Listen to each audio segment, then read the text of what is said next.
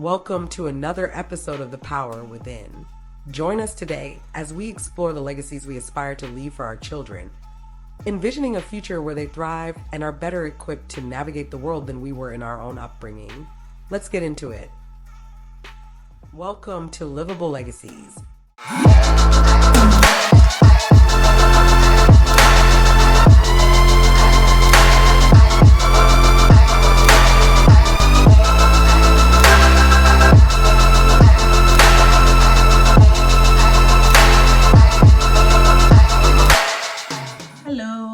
Welcome to Livable Legacies. This is Rose, yours truly, and today I wanted to talk about why I'm so passionate about the kind of legacies that we leave behind for our children. I am a mother.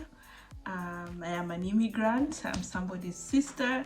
I'm somebody's child who takes care of her parents, and I have older parents to take care of, and uncles and aunties, and I am an immigrant, and as such there are people also who are dependent on me, not just my immediate family. I have cousins and I have all these other people that depend on me, but at the same time I have my children who I'm constantly worrying about what kind of legacy, what kind of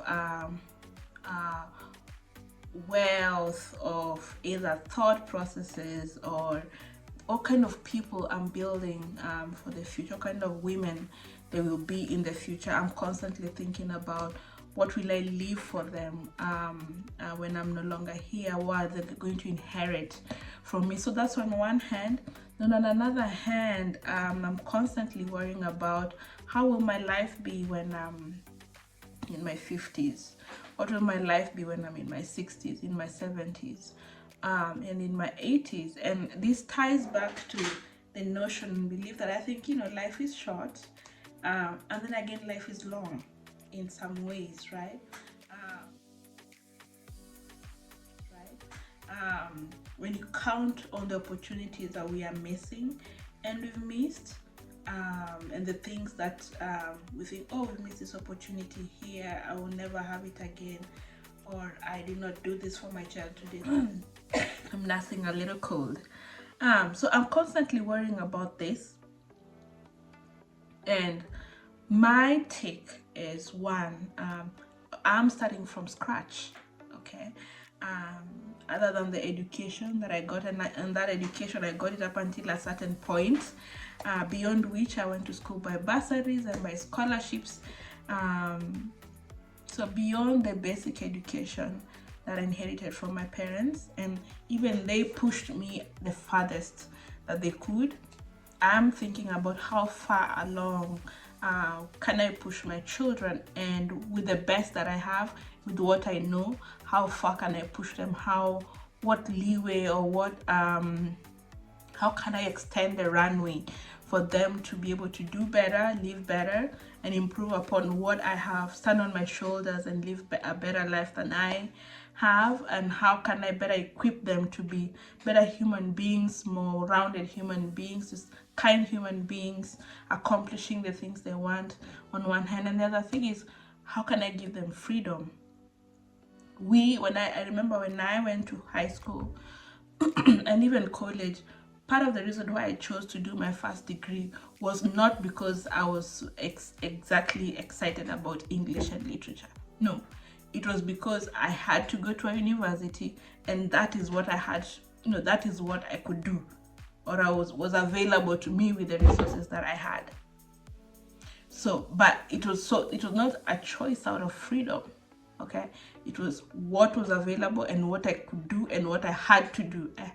I knew I had to go to a university, and this is what I could do. So I did what I had and what I could do. But when I think about my children, and given what I have seen and what I know, I want to give them the freedom to choose. Not because that's what they have to do. I want them to know how to do what they have to do on one hand.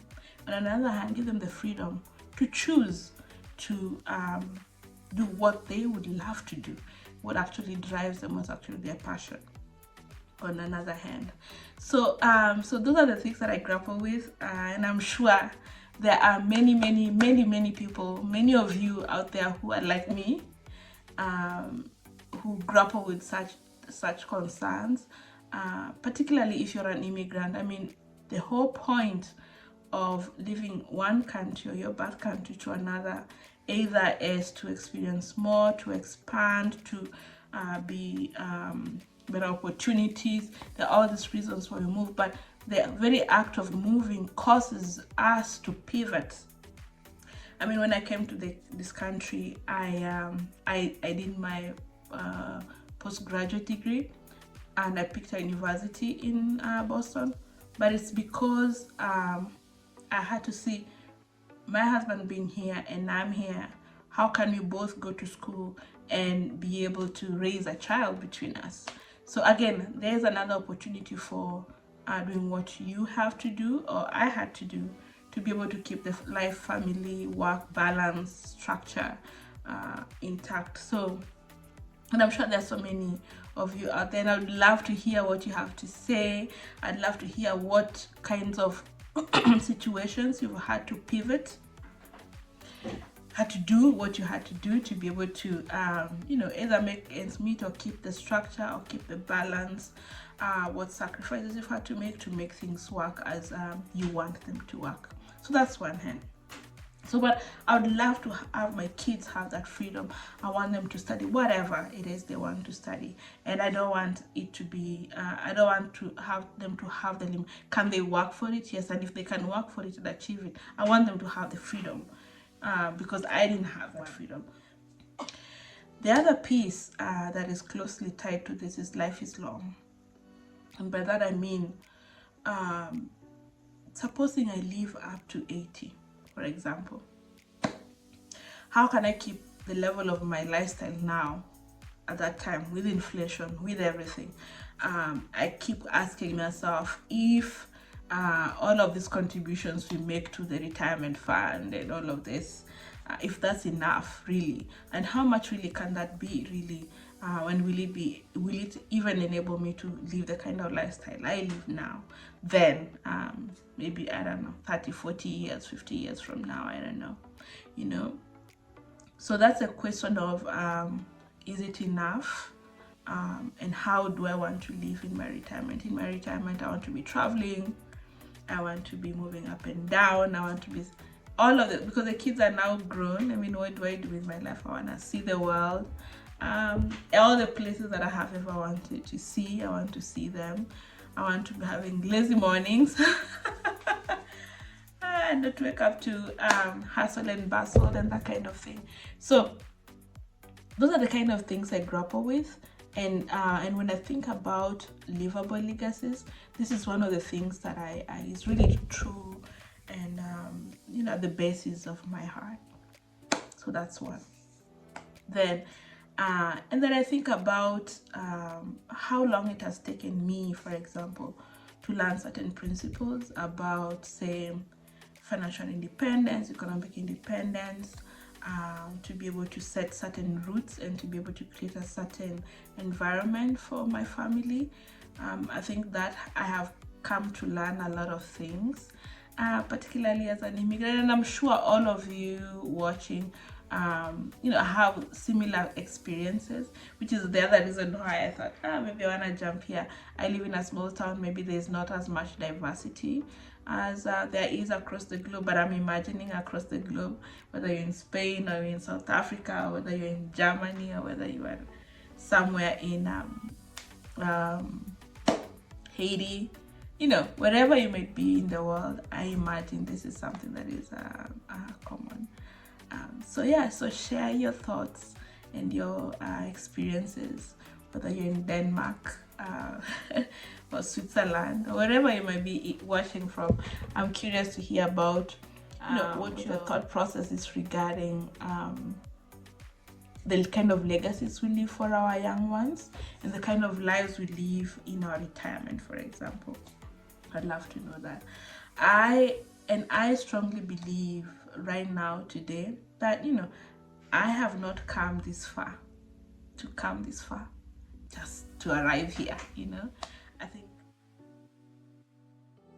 you know, I think for as long as I am alive, and for as long as we're alive, there is always something to wake up to, right?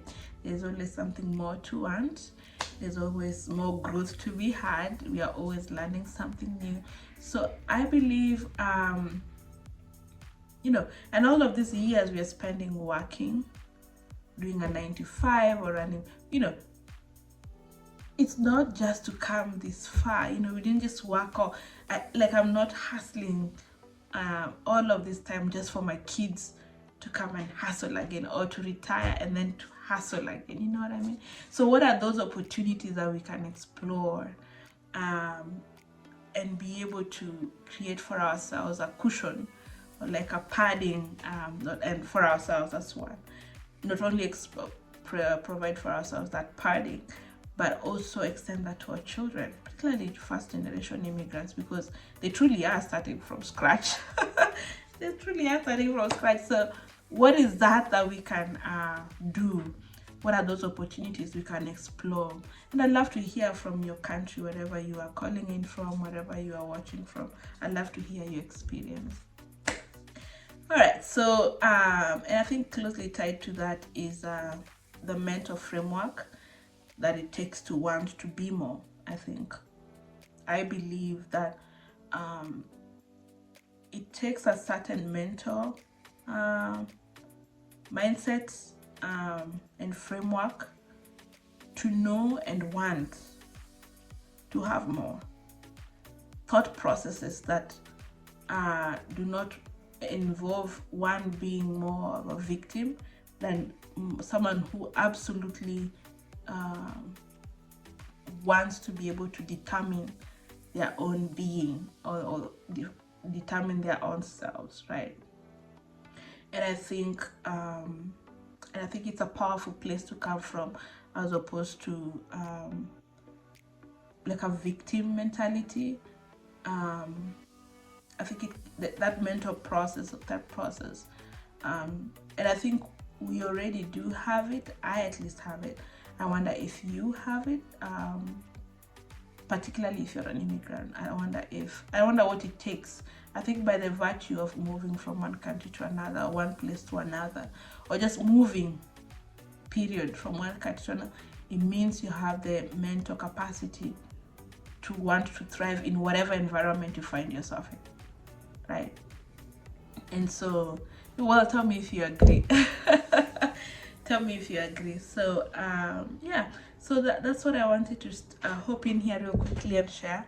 I think one of these days I'm going to do live and see if we can have a one-on-one conversation. But this is something I'm very passionate about, and I hope you are too. There is so many resources available now, and I think we can all explore different resources available for financial and economic freedom. And when I talk about financial and economic freedom, not just making money. I mean, anybody can make money, and you'll make it today. If you're just making money, you're making it today. 1 year down the line, I don't know what has happened. You have lost it, right? Then you make it another. No. I mean, that level of stability to be able to be able to absorb shocks of the economic times and political times. You know, COVID has hit, you're still okay. You know, the president has changed, political systems have changed, you're still stable. So that level of stability is what we are looking into, or what I'm mostly thinking about.